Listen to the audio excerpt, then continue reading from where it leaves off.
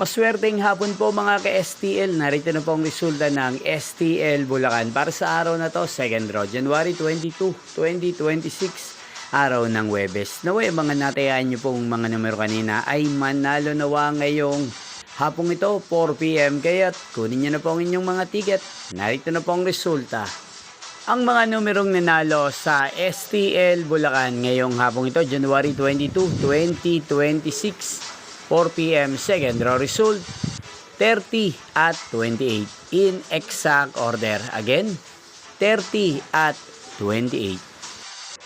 At ngayong hapong ito sa STL Bulacan, atin pong i-shoutout si Ate Merlita ng Bulacan. Shoutout po sa inyo, Ate Merlita. Sana po ay nasa maayos kayong kalagayan.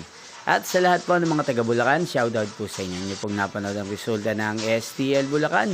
Magkita-kita pong muli tayo mamayang 8 PM. Thank you for watching.